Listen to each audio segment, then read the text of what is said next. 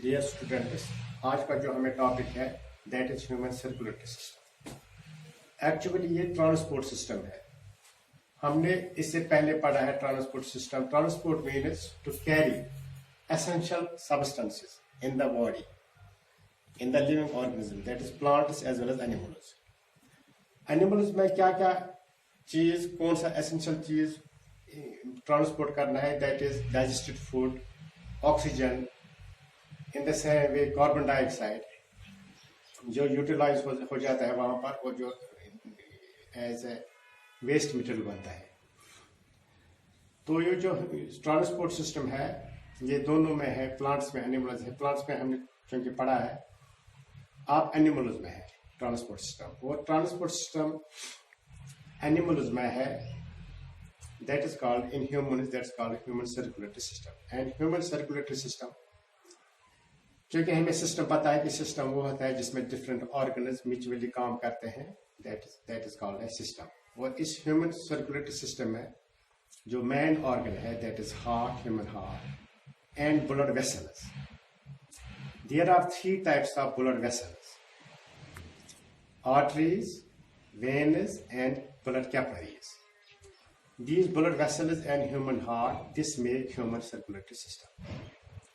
तो human circulatory system में जो बॉडी में ट्रांसपोर्ट हो जाता है, जो मटेरियल्स, एसेंशियल मटेरियल्स ट्रांसपोर्ट हो जाते हैं, वो कौन करता है? That is blood. That is through blood these essential materials are transported to every cell. जो कि हमने पढ़ा है ह्यूमन डाइजेस्टिव सिस्टम में और रेस्पिरेशन में, जो डाइजेशन में कॉम्प्लेक्स फूड होता है, दैट इज बिगर मॉलिक्यूल्स, वो डाइजेस्ट होता है into simpler molecules which get absorbed into the blood, that is digested food, glucose and amino acids, जो इंटेस्टाइन से ब्लड में डिफ्यूज होता है, डिफ्यूजन। तो ये जो ब्लड है, ब्लड इज जस्ट, ब्लड के बारे में थोड़ा बहुत जो कि हमने पढ़ा है ये 9th क्लास में, blood is a fluid connective tissue and it is components is plasma and cells, those are called blood corpuscles. The plasma is the liquid part of the blood. It contains 90% water. In addition, there are proteins, digested food, salts, urea and hormones, etc. और जो ये cells हैं, red blood cells, 3 types of red blood cells, ये इसमें embedded है। And these red blood cells are, first that is red blood cells, white blood cells and platelets. जो red blood cells है, they are red due to haemoglobin, that's the pigment, and they are responsible for carrying oxygen from the lungs to every cell of the body। क्योंकि oxygen हर cell में पहुंचना चाहिए कि वहां पर ऑक्सीडेशन होता है और वहां पर रेस्पिरेशन है, वहां पर फूड, ये एनर्जी रिलीज हो जाती है जो बॉडी के लिए जरूरत होती है। और ब्लड प्लेटलेट्स जो है, ये they fight against germs, they kill germs, infection, they make immunity in the living organisms. और जो ब्लड प्लेटलेट्स हैं, they are responsible for clotting blood. They make blood to clot so that the flow of blood just stops. ये जो इसकी सरसरी, मतलब इसके बारे में था, जो एक्चुअल अब ये ब्लड का काम है कि ब्लड से ही अब ये डिफरेंट सेल्स में जो कुछ एसेंशियल मटेरियल है वो पहुंचाता है। और इसके लिए जो ब्लड कैसे, ब्लड जो फ्लो हो जाता है, इसके लिए रिस्पॉन्सिबल है दैट इज ह्यूमन हार्ट। जो हमारा आज मेन टॉपिक है ह्यूमन हार्ट। ह्यूमन हार्ट अगर हम पहले देखेंगे कि इसका जो स्ट्रक्चर हमने बोर्ड पर बनाया है, इसका स्ट्रक्चर पहले, it is a 4 chambered structure, रफली एट ट्रायंगुलर इन शेप, रफली, and it has 4 compartments, four compartments. The upper 2 compartments are called auricles or atria, and the lower portion and lower compartment, those are called the ventricles. The left atrium, जो हम जब हम heart समझाते हैं, heart के structure आपको explain करते हैं डियर स्टूडेंट्स, तो हम इस तरह रहते हैं। जब हम इस तरह रहते हैं तो हमारा ये हार्ट है ना, ये इसी तरह से जैसे इस वक्त ऑर्गेनिज्म फेस कर रहा है इस तरफ से, कुछ तौर पर यहाँ इस तरफ से लेफ्ट साइड है, इस तरफ से राइट साइड बनता है।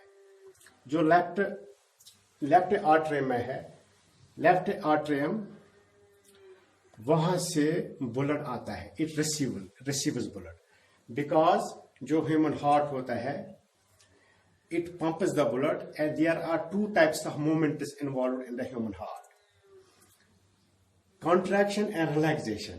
जब contraction हो जाता है, ये हार्ट करता है contraction, that means it sends blood to all body parts as well as to lungs, and when it relaxes it gets blood from all body parts, body cells, and from lungs.